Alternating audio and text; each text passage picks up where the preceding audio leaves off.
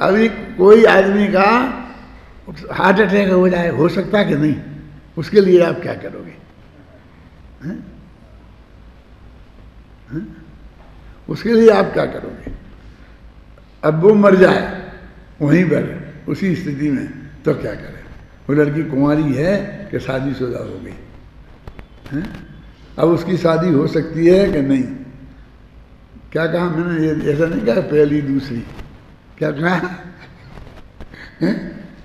जब पहली दूसरी की गिनती करेंगे तो अभी पहली वही का है। जब हमारे संविधान में ये माना गया है और हरेक को ये अधिकार है, और हम जरा समझना, खतरनाक बात कहता हूँ, हम यदि ऐसा कह दे कि नहीं मैंने तो मन से मान लिया था इसलिए अब मैं नहीं, मैं तुम्हें समझती हूँ कि मैं ये हो ही गई, ये तर्क बहुत थोता है, इसमें कुछ दम नहीं है। जब भी जिनकी सगाई होती है तो वे मन वचन काया से पहले मानते ही है ना, क्यों? स्वीकार करते हैं तब तो वे अंगूठी पहनाते हैं और अंगूठी पहनते हैं। तो ये तो सारे विश्व का नियम है क्या, कि वो दोनों लड़का लड़की मन से वचन से स्वीकार करते हैं, तब जाकर के, तब तो कोई बारात लेके आता है, तब तो कोई सब तैयार सज धज के तैयार होते हैं बड़े उत्साह के साथ, गाजे बाजे के साथ। माने 100% स्वीकृति है, ये इस बात की पक्की हो गई ना।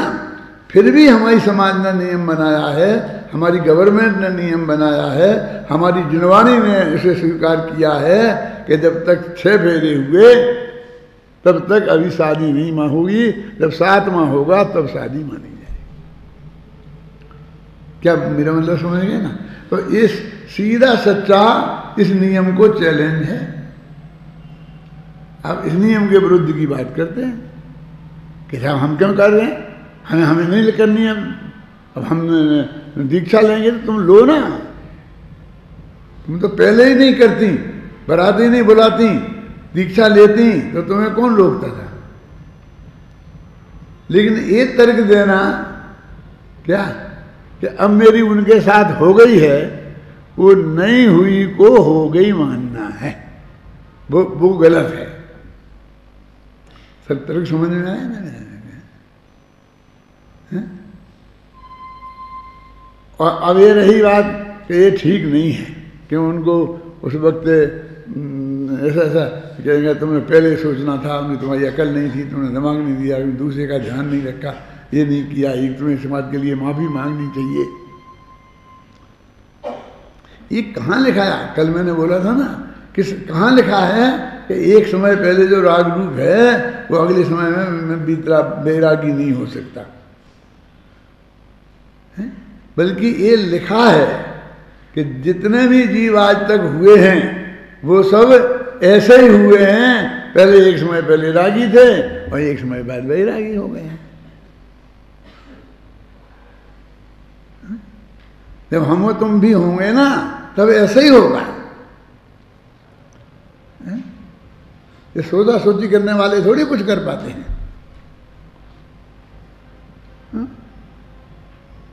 मेरे कहने का मतलब है वस्तु के स्वरूप के अनुसार विचार तो 24 घंटे ही होता है, ख्याल में है ना।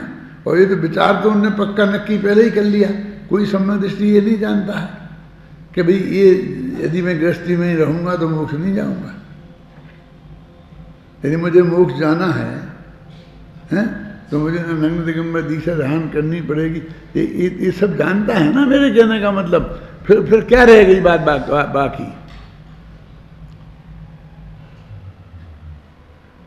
तो अब आपने ये समझ लिया कि मुझे दीक्षा लेना है, मुझे शादी नहीं करना है। मानो राजुल जैसी कहती है तो ठीक है, दीक्षा ले, शादी नहीं करें। क्यों? क्योंकि मेरे पति देव दीक्षा ले गए तो मैं भी दीक्षा ले गया हूँ। भारत की ललनाएँ पति की आज्ञाकारिणी होती हैं, पति की अनुगामिनी होती हैं। क्या जैसा पति करते हैं वैसी वे करते हैं, इसलिए मैं दीक्षा लूँगी। क्यों? ठीक है। अब तो किसी को ऐतराज नहीं है, भयंकर ऐतराज है मुझे कि पति दीक्षा लेगा तो तू लेगा, नहीं पति नहीं लेगा तो तू नहीं लेगा। तुझे वैराग वैराग तो है ना, अपने पति के प्रति तीव्रतम राग है। क्यों? और इसलिए कर, तो ऐसे लोग दीक्षा लेके क्या निहाल करेंगे? उस पति को सहयोग तो करेंगे ना, खाना वाना बना के तो खिला दिया करेंगे, नाश्ता मास्ता। क्यों? वो जाकर के उनको उपसर्ग ही करेंगी। बोला अब पत्नी का सेवा में आना उपसर्ग के अलावा क्या है?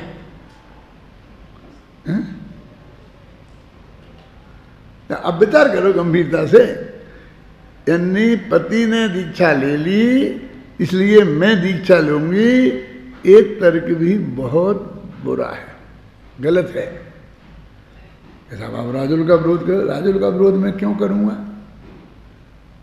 मैं तो उन पंडितों का विरोध कर रहा हूं जिनने वो राजुल को इस रूप में प्रस्तुत किया है। ऐसी राजुल कहां थी? समझ में कहना क्या? उस सत्य को प्रस्तुत नहीं किया और उसे महान माना कि उसने कहा मेरे पति की हाँ जैसा करूंगी ऐसा करूंगी ऐसा करूंगी। हाँ बहुत बढ़िया बेटा, चढ़ जा बेटा सूली पर, भला करे भगवान। हैं? कि पति को, पता को, माँ को, बाप को छोड़कर दीक्षा ली जाती है।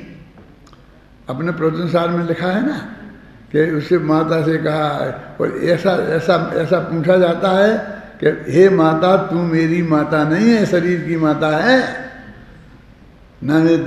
ऐसा अस्वीकार करके वो तो जो 7 फेरे पड़े थे उसके पेट से हम पैदा हुए हैं, फिर भी इस बात को स्वीकार करके भी इनकार कर देता है दीक्षा लेने वाला। तो अभी इनकी तो शादी हुई ही नहीं थी क्या? तो वे पति के, फिर पति की कहाँ है? फिर पति कहाँ है?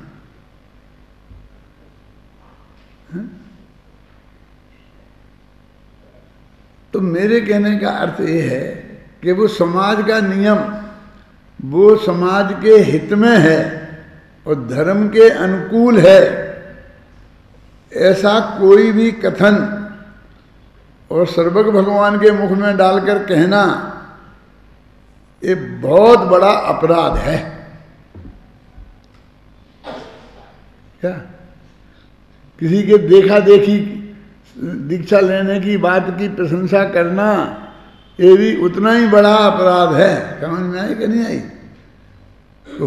दुर्दशा तो उनकी वैसी होती है जैसी आदिनाथ के साथ दीक्षा लेने वालों की हुई थी, जो देखा देखी करेंगे और अंदर से वितराग भाव नहीं होगा, सम्य दर्शन नहीं होगा। सम्य दर्शन होगा तो 3 कषाय का अभाव नहीं हुआ होगा, जैसा जैसा शास्त्र में करुणानि योग का। यहाँ करुणानि योग का काम में लो ना, सचमुच करुणानि योग का ये अभिप्राय है कि वो आपको ये शिक्षा देना चाहता है कि आप ऐसा ऐसा करो। जो क्रिया हमारे हाथ में नहीं है उस क्रिया को करने की वो आज्ञा दे सकता है, वो तो स्वरूप बताता है। करुणानि योग हो चाहे चरुणानि योग हो, वो तो स्वरूप बताता है।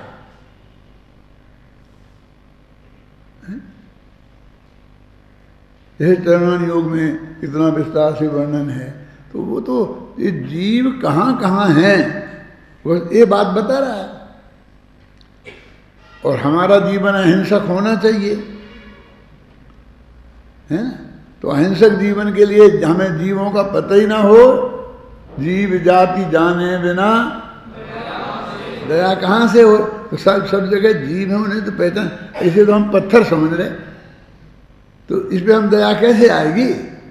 माने उसको हम जीव समझे ना। खेमचंद भाई तो ऐसा बोलते थे कि तुमने ये जीव नहीं माना उसे, तो एक दिन तुमको ऐसी पर्याय प्राप्त होगी, कैसी? कि दुनिया तुम्हें जीव नहीं मानेगी। क्या? तुम्हारा अस्तित्व जीव के रूप में स्वीकार नहीं किया जाएगा। वो ऐसा नहीं कहते थे कि तुम आलू को खाओगे तो आलू अगले भव में मनुष्य होगा। तुम आलू होगे और तुम्हें वो खा जाएगा, ऐसा हिसाब किताब ज़्यादा नहीं है।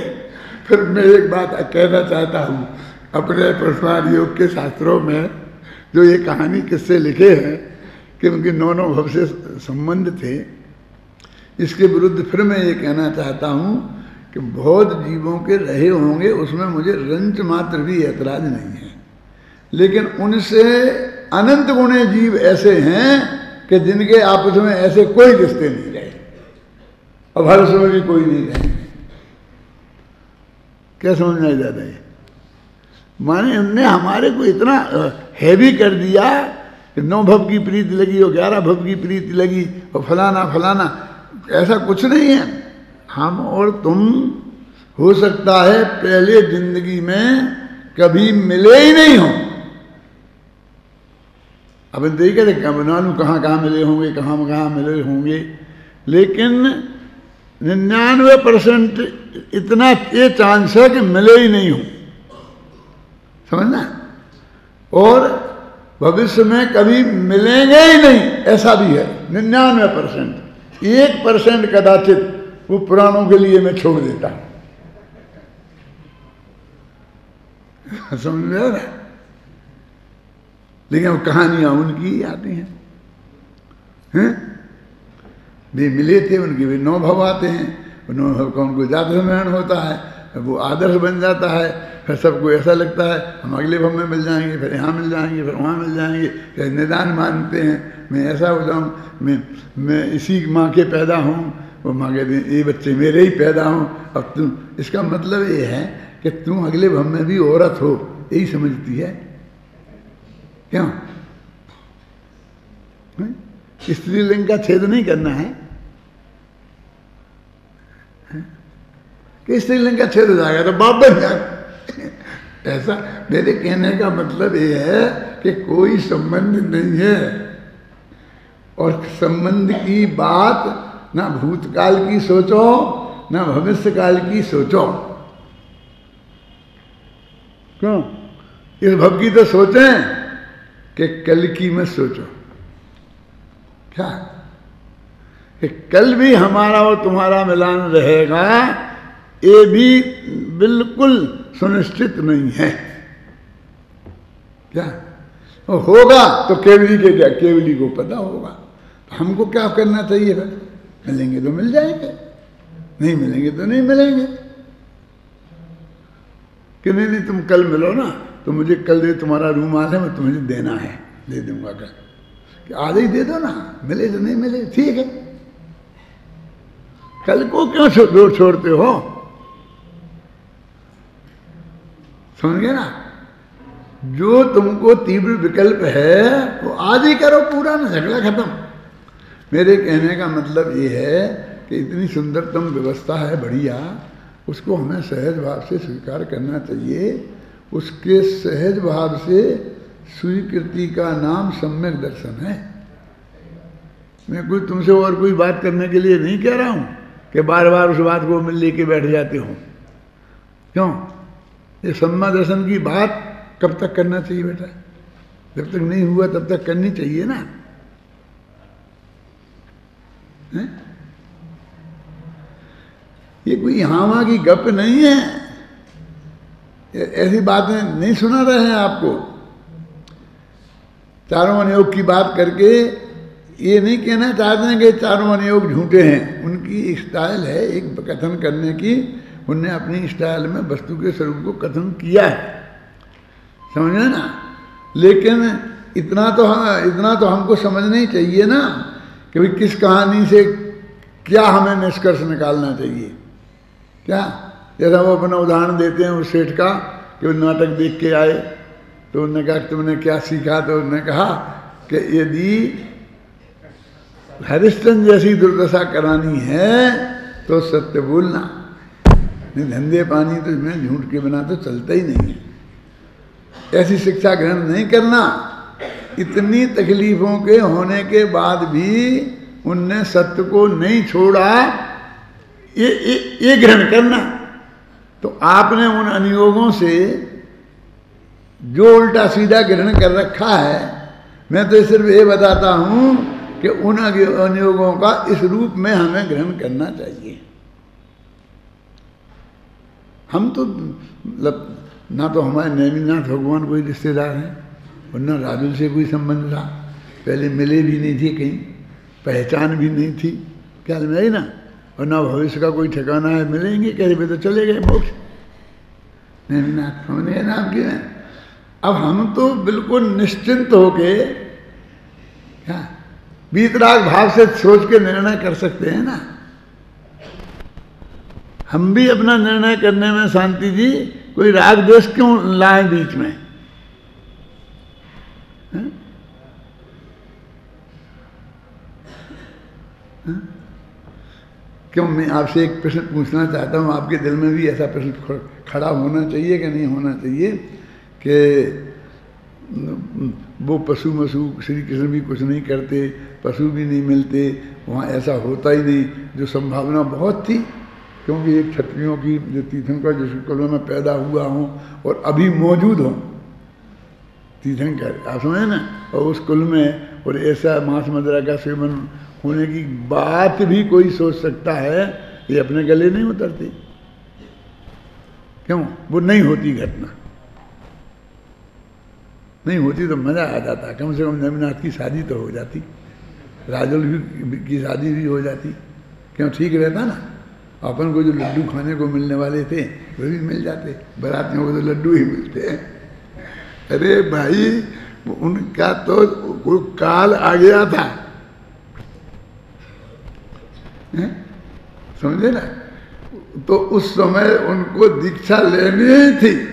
अगले समय में तो उनके छठवें सातवें गुणस्थान होना था, 3 कसाय का अभाव होना था, तो तुम्हारे उस एक निमित्त के पीछे उसके लिए रुक जाता है? ये वस्तु के स्वरूप पर विचार करें तो नेमिनाथ पे गुस्सा नहीं आए ना। तुम्हें कुछ सोचना था तो तुमने कुछ नहीं सोचा, क्या मतलब है? तुम्हें जब ही कहना, तुम्हारे मन में कुछ बेकार था तभी कह देना था, ऐसा ही क्यों किया, ऐसे ही क्यों किया। वो कह हमारे मन में नहीं था, तुम घोड़े पर बैठ के ही क्यों आए, दरवाजे तक क्यों आ गए, हमने खिड़कियों में से तुम्हें देख लिया घोड़े पर बैठे मुकुट बांधे हैं, यहाँ तक तो पहले थोड़ी सी सोच लेते तो इतना एकदम दृश्य मार्मिक हो गया, ये तो नहीं होता कि नहीं मैं तो पक्का शादी करने ही आ रहा था, क्या सोच लेता। मैं तो ये सोच रहा था कि ये जो मुझे रथ में घोड़े पे हाथी पे जहां भी बैठना है, ये लोग देरी क्यों कर रहे हैं, जल्दी क्यों नहीं करते, समझ गए ना। मुझे तो जल्दी पहुंचने की आकुलता थी, जल्दी फेरे पड़े और समझे ना, मुझे राजुल से मिलान हो गए, मुझे इस बात का तीव्रतम विकल्प था। तुम कह रहे कि मैंने कोई ऐसा थोड़ी था कि विचार नहीं था और मैं घोड़े पर बैठ गया था। तीर्थंकर तो कम से कम ऐसा नहीं करते हैं।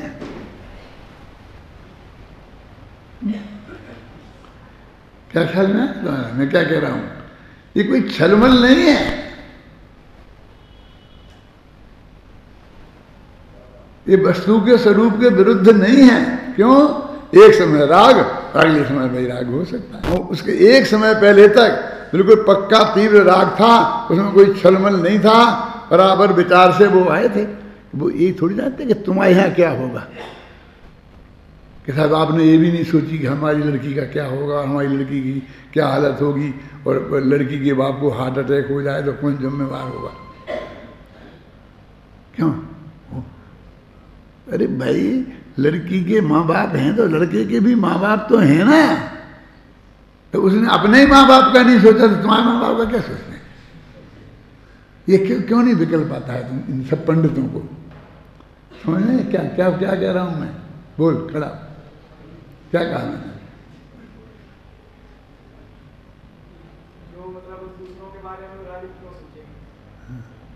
यदि नेमिनाथ के माँ बाप भी तो थे, यदि उनको कोई विकल्प आता तो अपने माँ बाप का आता कि मैं माँ को बिरा लेकर के और शादी करने आया हूँ और माँ की क्या हालत होगी, हैं? और माँ की क्या हुई होगी आप सोचो। हैं? ये तो कोई को सोचने की फुर्सत ही नहीं है, कोई कभी लिखता नहीं है उधर, उनको तो भूल ही गए कि वे कोई है कि नहीं है। और मैंने ऐसा भी देखा है कई पुराणों में कि फिर राजुल का क्या हुआ, इनका क्या हुआ, इसको ही भूल गए। वो तो आगे में नेमिनाथ गए, दीक्षा ली, दीक्षा हुई, केवल ज्ञान कल्याणक हुआ, फिर दिव्य ध्वनि खिली, और फिर रुक्मणी ने अपने पूरा भव पूछे, सत्यभामा ने अपने पूरा भव पूछे, फिर जाकर के बस ये किया। सर ये 8 पटरानियाँ अपने पूरा भव पूछ रही हैं और नेमिनाथ 8 पटरानियों को पूरा भव बता रहे, क्या खेल है।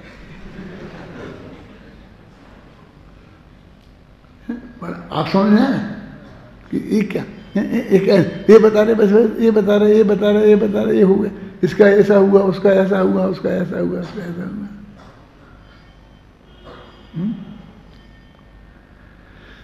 वहां राजुल का क्या हुआ, किसी ने एक शब्द ही नहीं मिलता है।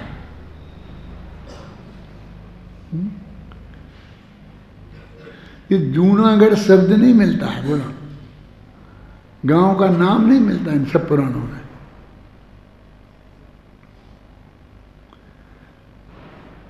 फिर उनकी यहां दृष्टि गई, वहां नहीं गई। एक आदमी तुम लोगों में से ऐसा महाकाव्य लिखना कि जिसमें नेमिनाथ चले गए तो उनकी माँ की क्या हालत रही, इसी बात का वर्णन हो 150 पेज में।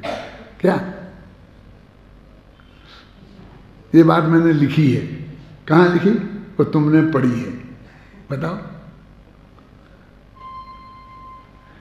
कि मैं पंक्ति बोलता हूं, तुम्हें किताब का नाम याद आ जाएगा, कि अपनी पत्नी को बिलखती हुई छोड़कर नेमिनाथ दीक्षा लेके चले गए, ये बहुत बुरा हुआ, लिखा ना, तुम्हारा नाम ही लिखा ना। तुमने कहा पत्नी को बिलखती, पत्नी का सवाल ही कहाँ है, अभी वही उत्तर दिया है। देखो वो पाठमाला कब लिखी थी, 40 साल हो गए होंगे कम से कम, 40 नहीं 50 ही हो गए होंगे। मतलब वो सन 69-70 में लिखी, कितने साल हो गए बोलो, 316 से 40 साल पहले भी मेरा सोचना ऐसा ही था। ये कोई आज की उपज नहीं है क्या, कि भाई शादी नहीं हुई थी तो पत्नी को रोती बिलखती छोड़ गए का सवाल ही कहाँ है, देखा ना उसमें। और माँ से तो पैदा हुए थे ना, उनसे कुछ होना थोड़ी था संबंध स्थापित करने के लिए, क्यों। तो माँ ने कहा क्या हुआ, माँ को बिलखती छोड़ के उनने दीक्षा ले ली, ये क्यों नहीं लिखा, क्योंकि सब तीर्थंकरों की माँ आखिर में बिलखी तो थी ही, अंत में भले ही सबने मंजूरी दे दी हो, क्यों, समझ में आई ना। वो माँ की कोई बात नहीं करता है, और किसी ने उस माँ की दुर्दशा का वर्णन नहीं किया है? कि नहीं साहब नारी की इज्जत का सवाल है, तो माँ नारी नहीं है, ऐसा कहते हैं। ये है ना, माँ से तो संबंध था, उसके उदर में 9 महीने वो रहे थे, उससे पैदा हुए थे। मेरे कहने का मतलब उसकी कोई बात नहीं करता। बारात लेके गए थे और लौट के आई नहीं, बहू को लेके आने वाले थे और लौट के आई नहीं। नायरोबी में गए थे हम करीब 25 साल पहले, पूज्य गुरुदेव श्री के साथ, पंच कल्याणक था। तो सच्ची घटना है कि पंडित धन्नालाल जी प्रतिष्ठाचार्य थे, हम स्टेज पे बैठे हुए थे और ऐसे पास में, तो वो बोले हमसे, पंडित जी बारात में चलोगे। मेरी सचमुच समझ में नहीं आया कि कहाँ की बारात, कैसी बारात, या नायरोबी में ये बारात का कहाँ से, ये क्या बात कर रहे। मैं किसकी क्या, अरे नेमिनाथ की बारात जाएगी ना, वहाँ नेमिनाथ के पंच कल्याणक हुआ था। मैंने छूटते ही कहा कि नहीं जाएंगे, ये सब लोग तैयार हैं और आप मना करते हो, मैं नहीं जाऊंगा। क्यों नहीं जाएंगे, मैं ऐसी बारात में नहीं जाता जो बहू लेने जाए और बेटा और दूल्हा खो के आ जाए। ये शब्द बिल्कुल हू बहू आज से 25 साल पहले वहां नायरोबी में मैंने कहे थे उनसे।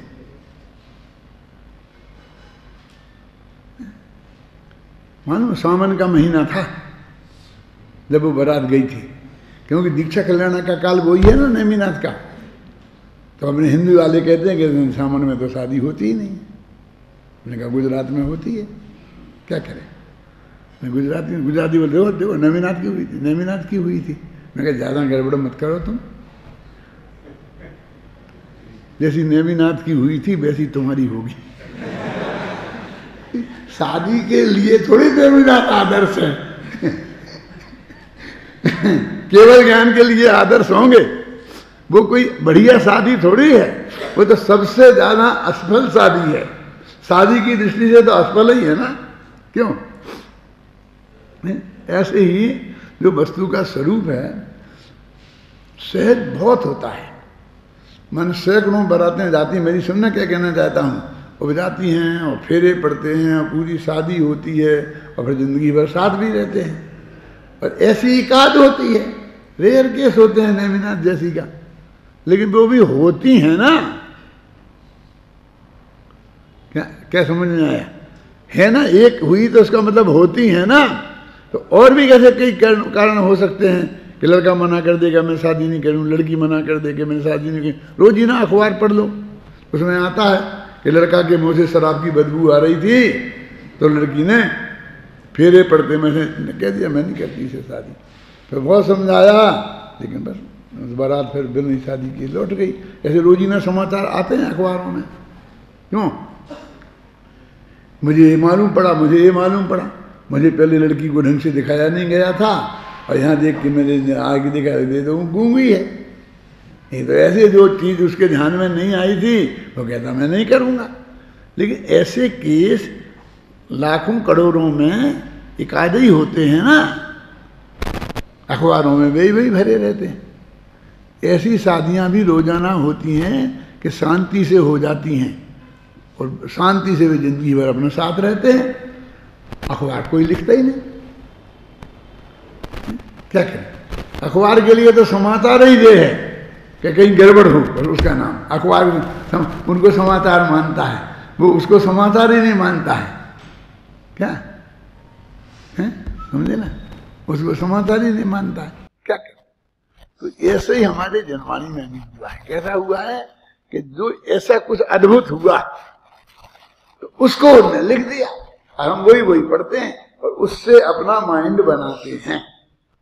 मैं सबके दिमाग में ये डालना चाहता हूं बुद्धिपूर्वक कि जैसी जितनी घटनाएं जिनको तुम आदर्श मान के चल रहे हो, जितनी हुई हैं उससे लाखों गुनी ज्यादा घटनाएं उससे उल्टी हुई हैं।